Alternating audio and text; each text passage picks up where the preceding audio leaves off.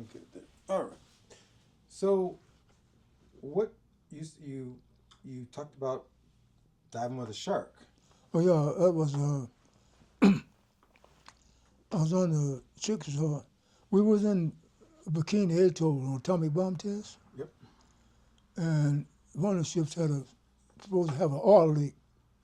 So actually, usually it's supposed to be hard, easy to find because oil comes out and it goes, bubbles comes right to the surface.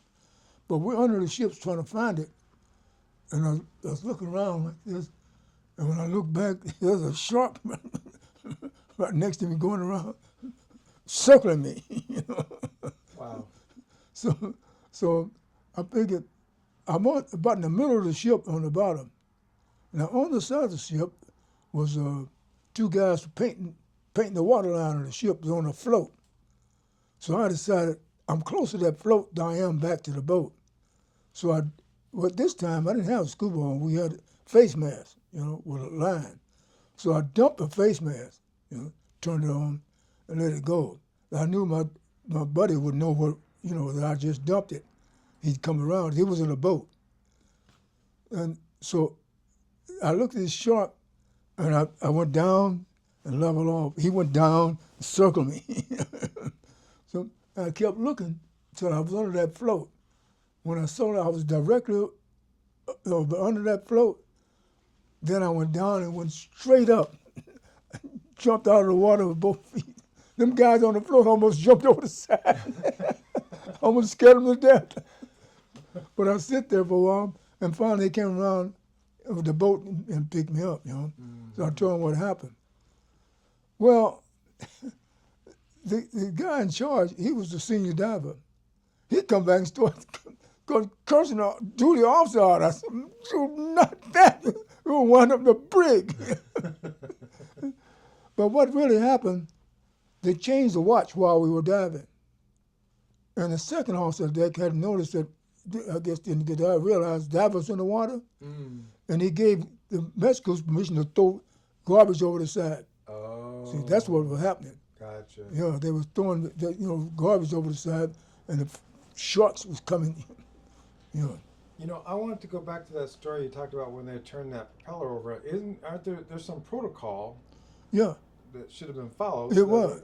Yeah. Right. The admiral had the captain and the engineers that involved, the master diver, myself, and the other divers was involved up on the ship in the wardroom, and he went over exactly what happened. His idea was to make sure it didn't happen again. Right. So. Gotcha. Yeah. So that went into a report. Yeah. Gotcha. Okay. You received a commendation for changing a propeller. Yeah. Was it on a submarine? Yeah, on submarines. Yeah. Well, it was still in the water. Yeah. It was the first time that had been done. Yeah, a nuclear submarine. Tell me about that. Why was that so hard? Well, because it's never been done before in the water, first. And secondly, you had to, everything weighs so much, it's so heavy, actually heavier than the regular submarine, which they don't use anymore. Those propellers was about 2,500 pounds. These are 12 ton. And the nut is about 100 pounds or more. Wow. But then in order to take, the regular submarines, in order to take the propeller off, we would just back the nut off by the hand's width, stop the nut there. Then you put explosives on the other side, primer cord. You blow it and it'll knock the screw off. You right up against that nut, then you know it's off, But these nuclear submarines, you couldn't do that because they're on too tight.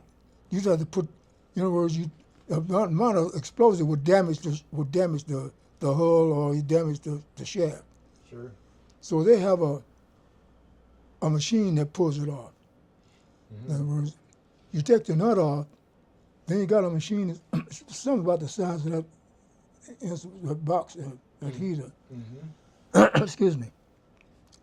And you put it on. It goes on the end of the shaft, and it's got all the holes on there. It's lined up the same amount of holes with that's in the propeller where you took your dunce cap off. Now these nuts are long. I mean, these bolts are really long inside. Mm-hmm. So when you get it close, you screw them out into the propeller. It goes right into the propeller, all of them all the way around. Then it's hydraulic. Mm-hmm. Then you pump hydraulic, and the hydraulic pulls it off. Got it. Mm-hmm. And when you get it off, then you take it off, and then you take the propeller off. Mm-hmm. So we took one propeller off one day and put another one on the next day. Hmm. But the hardest part, putting it back on, because now the submarine is at an angle. Oh, because it's lost the weight. And, right, and you got to have that exactly that angle, because that shaft, it fit, period. There's no room for, no moving around. It's got to go on exact right. Mm-hmm. And so why was it more efficient to change it in the water than in dry dock? Because in dry dock, once you go in dry dock, that's about, I really can't come up with an exact price. I'd say, $200,000 a day. Oh. Because then first you got to go to dry dock, that's the first thing. You got to line up all the blocks. That's the next thing in there.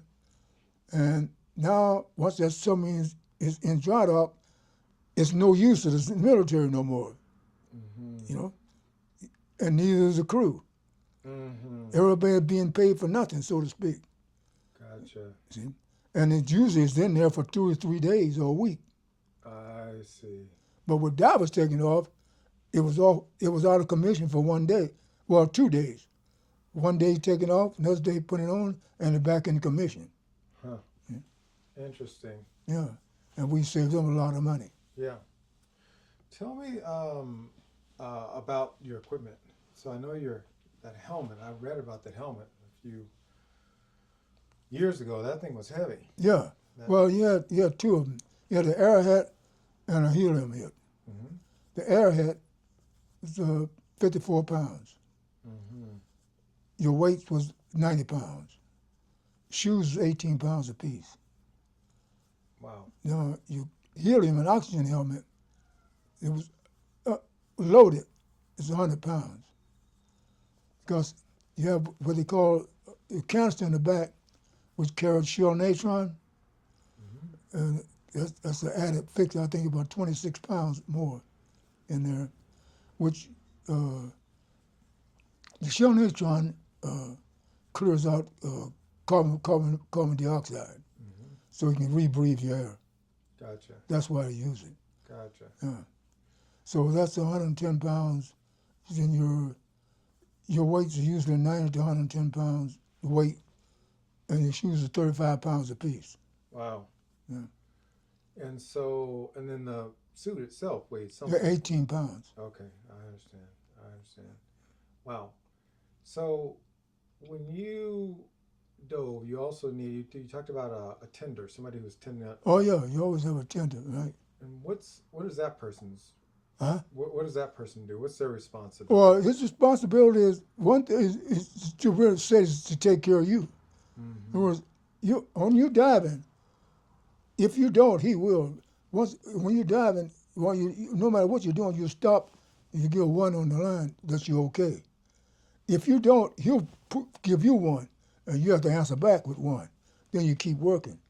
Because you can be on a long time, anything can go wrong, and they never know it. You don't do a lot of talking, Mm-hmm. unless they ask you. Mm-hmm. So every so often you keep just giving one, let them know you're okay, Mm-hmm. no matter what you're doing. Mm-hmm. So or you want to move some more, you want slack, you give them two. You give you some more slack. Mm-hmm. You give them three, you take up your slack, so forth. What's the deepest you've gone? 310 feet Mm-hmm. in open ocean. What's that like? What were you doing that day? Retrieving missiles. Oh, somebody lost some missiles. No, no, It was training. In other words, there's an island near Sacramento that belonged to the military. So, okay, so what happened was this planes had this missile under the plane. You know how some of those planes launch torpedoes? Yes. Okay, he would have went on there with a lot of electronic equipment inside to measure this or that, whatever. But the plane would come in and make a dive fast as he could, and then release it into 300 feet. And this missile, it was what, 12 feet long or something like that. I forgot now, something like that, maybe longer. But it would go through 300 feet of water, down in the sand, and usually get down there, that much of it was sticking up. The rest of it was buried down in the sand. So you had to go retrieve it. And this way, whatever equipment was in there, I guess scientists took and checked to see, whatever they were experimenting with. Gotcha. But now the first time we did that, we went down on the bottom, hooked up a cable, and the cable broke. So the next time, the officer in charge decided to use nylon line, So we hooked up with nylon line, 6-inch, and then they took a strain on it, and it pulled the ship over. Wow. Like that, it stayed. And so we waited and waited.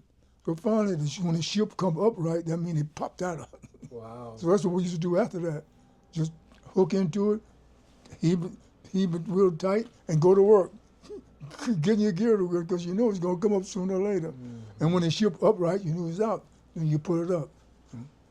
Huh. Interesting. And so you talked about doing or being involved in some of these nuclear bomb, hydrogen bomb testing. Yeah. What was that like? Tell me a little bit about Well, that was, I guess, something you only see once in a lifetime. They asked us, which if I knew now, I probably wouldn't, but if we wanted to go out on deck to see when they come up, Some guys decided to stay inside because they didn't have, these glasses were so expensive they couldn't afford a crew for everybody, just for the people on the bridge. So you had to go outside, and usually in the morning it was dark, like 5 o'clock in the morning, dark. And you had to cover your arms. I usually have a jacket on. You cover your arms like this, close your eyes, and lean up against the bulkhead, And you stay that way until they tell you can open your eyes. Well, you hear a countdown. It's over the loudspeaker. They hear a countdown, 1. And then you wait for a few minutes. Then on the loudspeaker, they say, okay, you can look, And when you do, it look like it is on. Wow. Right, high noon. From darkness to at 12 o'clock. Wow. And you can still see the plume still going up and up with different colors, as you never seen. It's amazing. So, could you hear it? No. It was that far away. No, you just sometimes get the effects of the wind coming by. No. But then the thing we had to do though was, we towed 2 barges over there. There was anchored somewhere near there, and then we had to scrub them down because we had to bring it back to the United States. And the radiation on them was too hot, so we scrubbed them. Had to keep scrubbing them down to get a certain level before we would get on the way and bring them back. What do you scrub it with?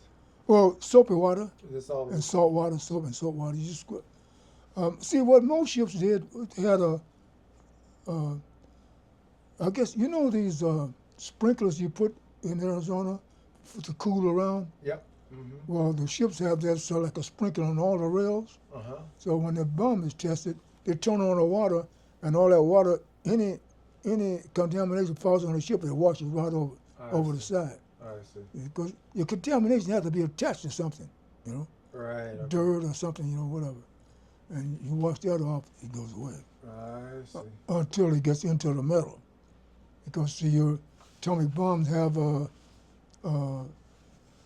the radiation of alpha, Mm-hmm. gamma, uh, you know, beta, alpha, and gamma, Uh-huh.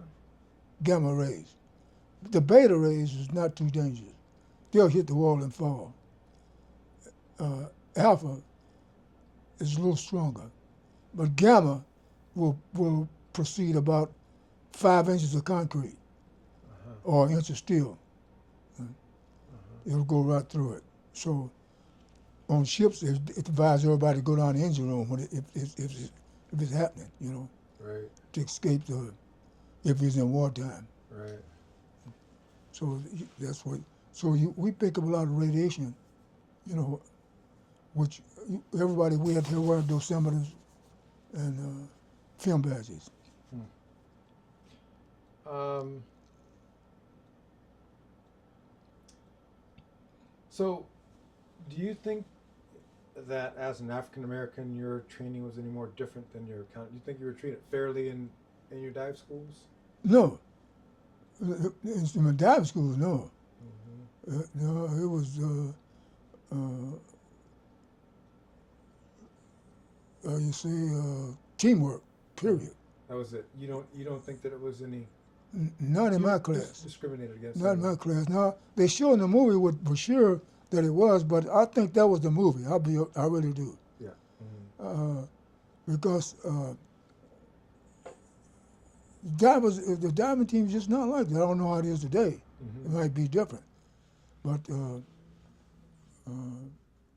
divers always work together as a team Mm-hmm. because everybody depends on everybody.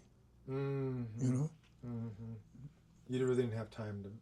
There's no room for it, really. No. Yeah. Mm.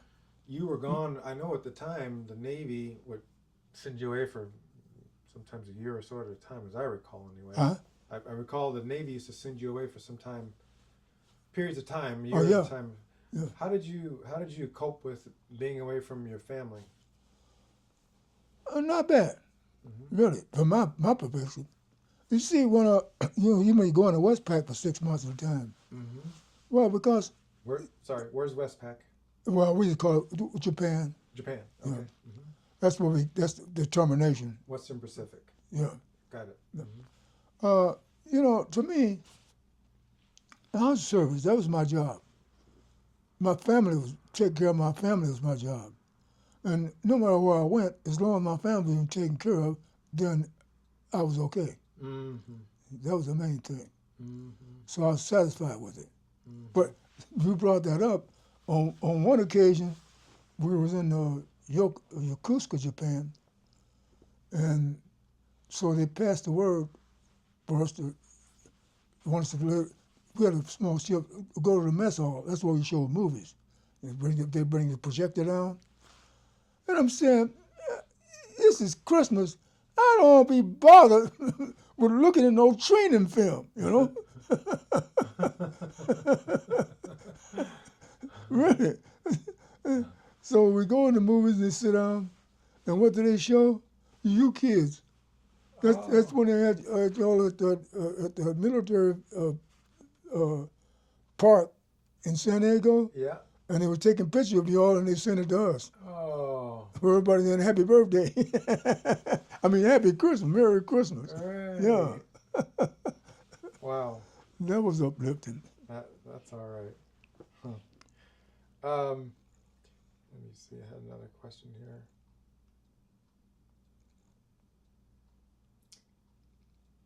Let's see. Well, the question is, I'm just going to read it. Did you ever feel that you needed to, or were the one to inform the world or people that we as a people of color were qualified and capable to fulfill the duties of the position? So, in other words, as an African American man, do you think you had to really prove that you were capable?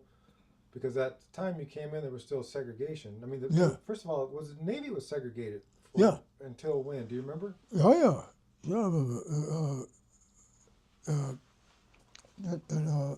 1948, 1948. 1950. Okay. Well, actually, When I first went in, my first station was Jacksonville, Florida. Mm-hmm. It was segregated. Mm-hmm. There was blacks lived in one barracks, whites lived in another. Now, the difference was, matter of fact, they had an enlistment club, one for blacks and one for whites on the base. Mm-hmm. But in the mess hall, you could eat anywhere. You know, there was no special place. So they put up a chart, said anybody like to be transferred. They wanted to open a field in Texas, a new field, cabinets field, want volunteers. So there was a guy in the Navy at the time. His name was Stevens. He's from New Orleans. He already been in the war, so I took his word for it. You know, he said, "Put your name on there. We want to go. We want to get out of this place." So okay, so I put my name on there, and we about 10 o'clock. I was working in the commissary store at the time. About 10 o'clock, they call everybody and say, "Hey, get your gear ready and be ready to be on the plane at 2 o'clock." Hmm. I felt sorry for those poor guys who were married. they left home. That was that. Yeah. But anyway, we got to Texas. They flew to Texas. And when we got there, it was about time for chow, you know. So we get in line. I get my tray, get my food, find a seat. I sit down and start eating. So this Master Arms comes and says, "Hey," I said, "go away and leave me alone. Don't bother me when I'm eating," you know. So I kept eating. So the chief come up, you know. He stood up by me. I looked at him, turned around, and just kept eating. And he didn't say nothing. He turned around and left, you know. So when I got to the barracks, everybody said, "That's him, yeah, that's him." Ah. I'm looking like, who are they talking about? He's the one. I didn't know that in Corpus Christi, Texas, they had one table of blacks and one table of whites. I sit at the wrong table. That's what they come to tell me. I told the guy, "Go away and leave me. Don't bother me. Not when I'm eating." Wow. So, yeah. So, but it's a good thing we left the next morning, went to the next base. I said, it's a good thing that chief would have wiped. Of course, when we got the cabinet field, it wasn't like that. You know, they had we had separate barracks until about 4 months, and then they changed it. Mm-hmm. And everybody in public works all live in the same barracks. Mm-hmm. Yeah, yeah. Yeah. What was the highest rank that you achieved? You retired I retired at E6. E6. Yeah, Okay. And after you put in 20 years. yeah. Yeah. We had so many friends, and well, your friends, men and women that came through. Who were some of the men that you remember that you used to dive with out of San Diego? Actually, after used to come to the house, Babcock, Babcock. Allen, Skinny Morris. Skinny Mars. Yeah. I don't remember him. Yeah, those three. Yeah. Who was Mr. Al? Remember his name was Al. Al, yeah, that was Allen. Al. That's the right. You remember he was Indian. Yeah. You know, his wife, his kids used to come and stay with us. You know? Yeah. Yeah. Yeah. Mm-hmm. Now, who's married to Miss Lorraine? I remember Miss Lorraine. Huh? Do you remember Miss Lorraine? Lorraine. Yeah. Do you remember her? Lorraine, yeah. That was Allen's wife. That was his wife. Uh-huh. Yeah. Okay, I remember. Yeah, you remember better than that. Oh, I just yeah, remember really, that was her name. Yeah, that's they were right. always really very, very Yeah, I know. nice to me. Yeah. And tell me about your, I don't know, fondest, I don't know, whatever memory of diving. What would you, if you were going to tell one story about something that you really appreciated about being in the military, or as a diver? Well, actually, one thing with diving, people have to understand, you know, no matter what you're told, officers tell you to do, you get on the bottom, it's your decision. Mm-hmm. Like, for instance, we used to use what we call a washout hose. It's a hose you carry with you. It's like a fire hose, 2.5-inch hose. Mm-hmm. but it's got a special nozzle. You know what I'm saying, like those suicide nozzles. You can wash, you can wash the dirt around. Matter of fact, you can bury yourself with it. You know. Mm. So if you got something deep down inside you want to get out, you can just wash around it till you get it out. You know? Well, the officer in charge used to tell them, give them 50 pounds. You know, 50 pounds ain't well enough. Well, I knew the engineer. I said, when I get to the bottom, give me 80.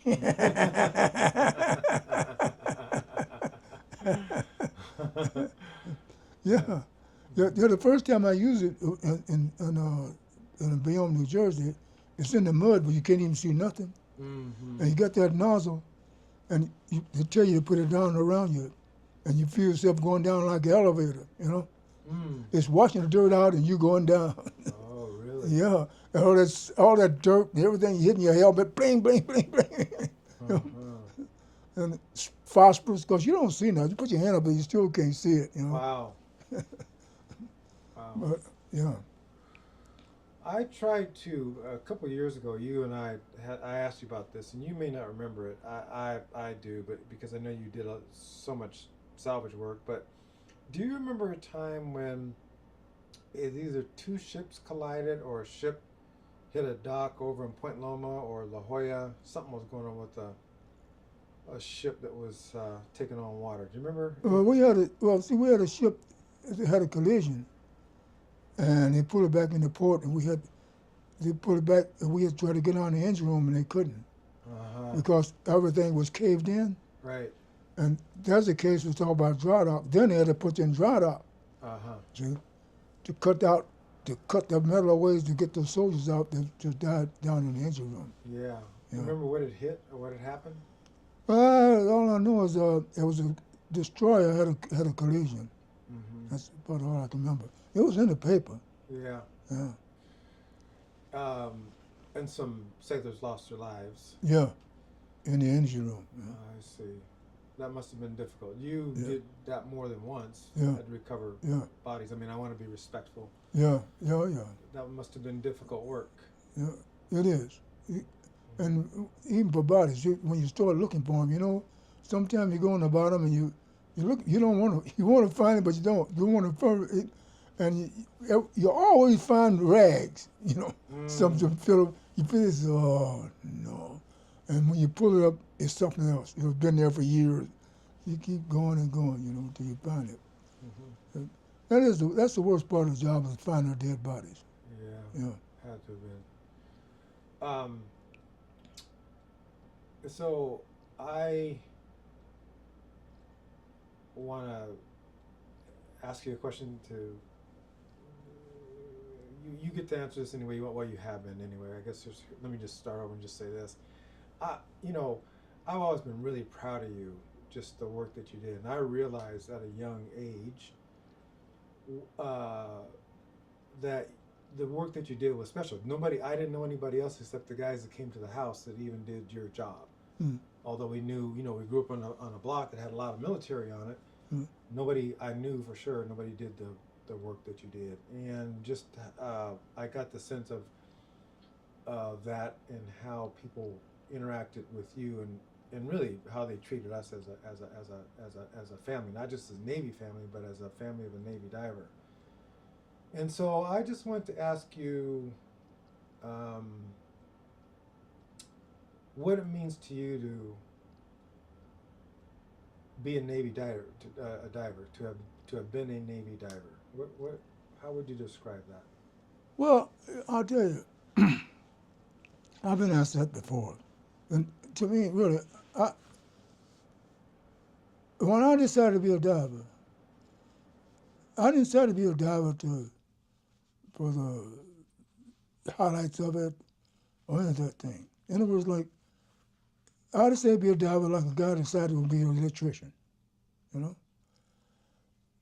I just liked that job, you know? And it was different.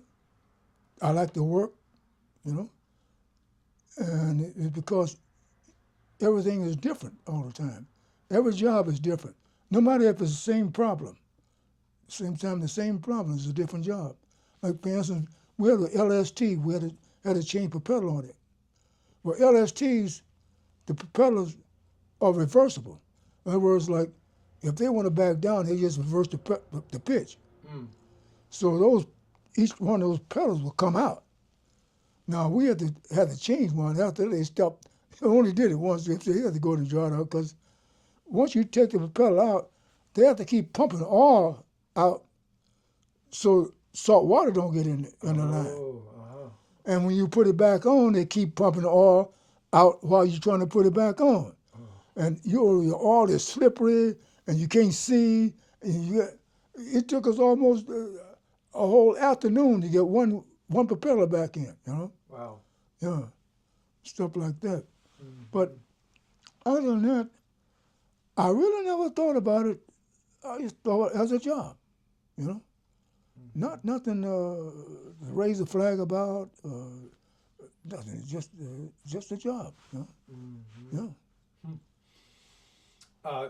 Did you must, maybe you did or didn't know, but did you know that you were the first? No. You didn't know that for some No. time. No. Yeah. Yeah. How does that make you feel today? No more than it did before. Yeah. Yeah. If you had to go back and do anything differently, what? I'll put it this way. Yeah. I'd much rather see Bashir in the movies than me.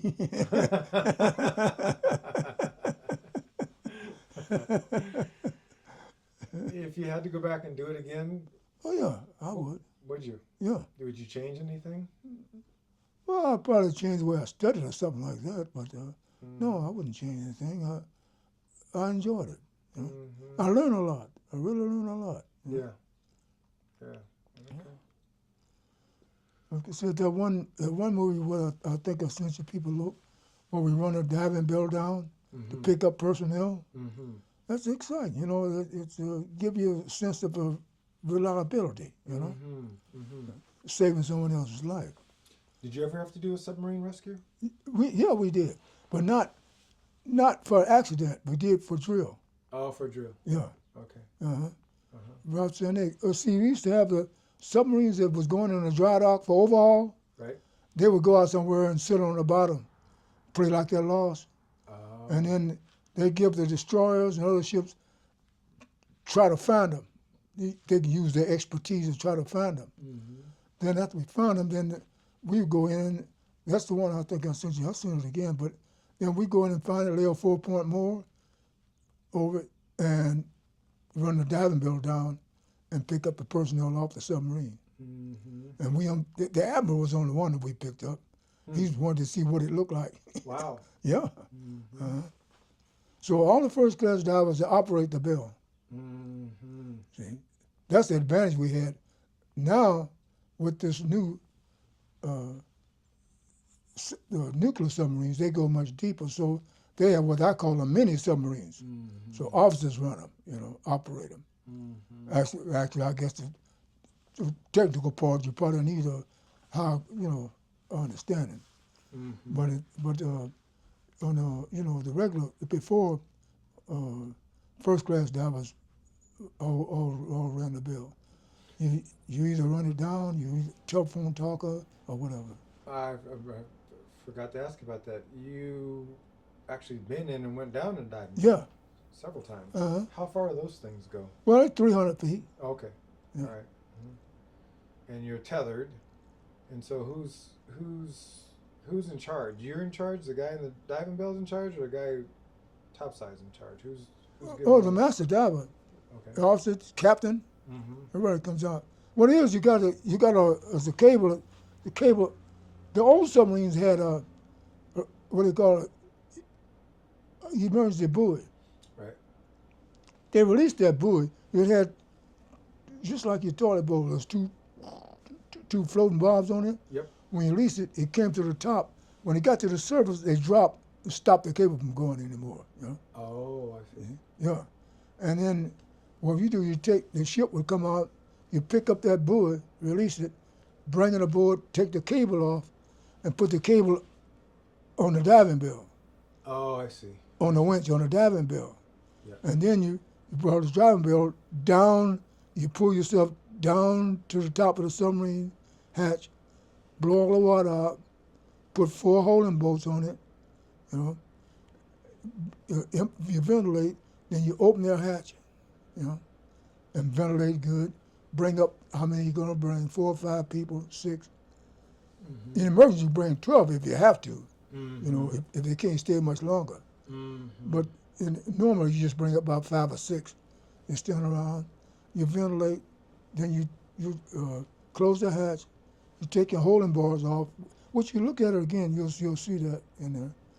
Take your holding bars off, put your hatch back in, ventilate again, and each time you're doing this, you got a guy that's operating, you got a guy that's a phone talker, Mm-hmm. and he's got a clipboard, see?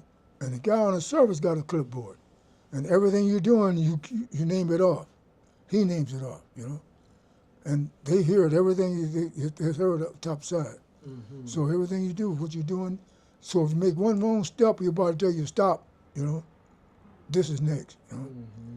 so if you get everything done, then you come back to the surface. You know, Mm-hmm. everything is run by air instead of motor. You just release it. It comes back to the surface. Let the guys out. Mm-hmm. How long would something like that take? Oh, by the time you leave more, about 10 in the morning, probably be about 2 o'clock before you get the first run. Oh, really? Yeah, So it takes a while. that's a lot of work. Yeah. A lot of work. You gotta lay all those. You gotta lay four anchors, run out 4 lines to each anchor. Then you gotta move by them anchors. Then they can move the ship where they want to. Which you move the submarines on the bottom. You move it like this because, as you see, the diving bell is on that side, Right. and they move it by the submarine like that. Then they pick it up, put it over the side, and you go down to the submarine. Gotcha. You were in Westpac, and where else have you been? You've been to Japan. You went to the. Did you go to the Philippines? Yeah, well, I made a round world cruise in 1950. Uh-huh. Yeah, Wow. from we picked up troops including Puerto Ricans in Korea, Uh-huh. brought them to San Francisco. We kept them on board, the Puerto Ricans, Mm-hmm. and then we took on supplies. Then we went from there. We went to Panama Canal, went to Puerto Rico, and then went to New Orleans. And I might mention at the same time, my mother was on vacation in New Orleans, and I didn't even know it. Oh. At the same time I was there. I went to New Orleans. We picked up the 101st Mm-hmm. Division Army, took them to Germany, and then from Germany went to New York. We took dependents from Germany to New York. Mm. And from New York went back to Germany. And from there we went to Mediterranean to Oran, Port Said, Mm-hmm. and picked up French soldiers and some of the French army that was some of the Arabs that was fighting with the French army. They was at that time they was fighting Vietnam, Mm-hmm. and from there we went to Singapore, then to Vietnam. We let them off, and then we went to Korea, picked up more soldiers, come back to Japan, and back to San Francisco, all in 90 days. Wow. Yeah. And what kind of which That's troop transport. troop transport? That one there. And that's on the the Mitchell. Yeah. Gotcha. USS Mitchell, I should say. And there's Nereus. Okay. Yeah, I was going to ask you one other thing that's just completely slipped my mind. If you were going to share something with young people today about military service, a reason that you would say that somebody might want to just even do a hitch 4 years, 5 years, whatever, what would you say? Well, I would say the first thing, actually, learn to take orders, you know, study, you know, and be yourself, you know, because you're the only one that can fail. If you go in there and do the right thing, they can't fail you. You fail yourself, Mm-hmm. really. Mm-hmm. Now, just leave all personal things aside. Usually, especially aboard the ship, you want everybody to work together. You can't have one guy mad, on purpose. Mm. That makes one person can screw up everything. Mm-hmm. So what you want to do is you want to study and try to do the best you can, be the best you can. Mm-hmm. Like for instance, I did a program in Alaska. We couldn't do, it was too cold to work, You couldn't work outside, it's freezing. So I asked my division officer, how about me having school with these guys, for a couple hours after we clean up, right? So every day I had the seamen down in third class, we'd come down and we study, and they studied. And all 8 of them made third class. Mm-hmm. They had the CIA come aboard. They thought it was cheating, Well, usually that don't happen. All of them made third class, Yeah. But they found out why, So that's the main thing you can get ahead. But I figured 1 hour, just 1 hour of your time, each evening as a group, Mm-hmm. Because you learn more about the other guy. Mm-hmm. Like, for instance, we were studying when I was going to first class diving school. We were studying those dive tables for helium, right? Okay, so the next day we went to class and took a test, And in one section, I failed it. Mm.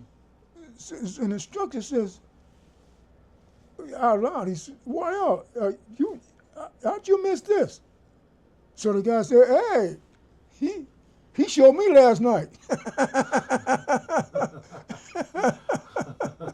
He couldn't have failed it because we studied together that night. Right. So I was telling him, you do it like this, do it like that. But I guess I was too tired or whatever, Oh.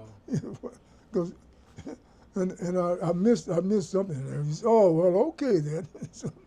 But that happens. Yeah, it happened. But it's up to you. You can't. In the military, you can go as fast as you want to in most cases. Mm-hmm. Mm-hmm. But it pays to really know your job, Mm. and leadership is one of them. Mm-hmm. The main thing is leadership. That's the hardest. Leadership is harder than mathematics Mm-hmm. because you can't treat everybody the same. Right. And there's decisions you make are not the same. Right. You have to make decisions. They have to be right, Mm-hmm. or close to right all the Right. time. Mm-hmm. Mm. But you have to really know what you're doing, and don't get excited. That's the worst thing you can do. Mm. Never get excited. Mm-hmm. You make your own decisions when you get excited. Mm-hmm. Like we had a 40 millimeter, right? Now, when you find a 40 millimeter, when you finish, if you have some rounds left, you release those rounds. You just elevate the gun, you pull a lever and the rounds come out to shoot. So I tell this gunner's mate, he's new, He only been on a small ship. 45 automatic is the biggest gun he ever saw. So I tell him, said, go down there in that chute and catch that round when it come out, Because a 40 millimeter, the end of it takes about 20 pounds can set it off, Ah. If the nose hit, it can set off. Maybe will, maybe won't. But I tell him to catch it. He goes around there. I guess he was scared to miss it. It went on, zoop, bam, right out on deck. Mm. Holy Toledo. I said, throw it over the side. He said, the captain's looking. Y'all know I told him, but man, forget the captain. Throw that thing over the side, Because I was afraid it might go off. Right. We got all those rounds all the way around, Right. And that's what happened. So, at that time, you can't think about nothing. Throw it over the don't keep it now. Yeah. 'Cause I don't know if it'll go off or not, Yeah. Mm-hmm. Throw it over the side. Mm-hmm. Now it's in 1,000 feet of water. Nobody cares. Yeah.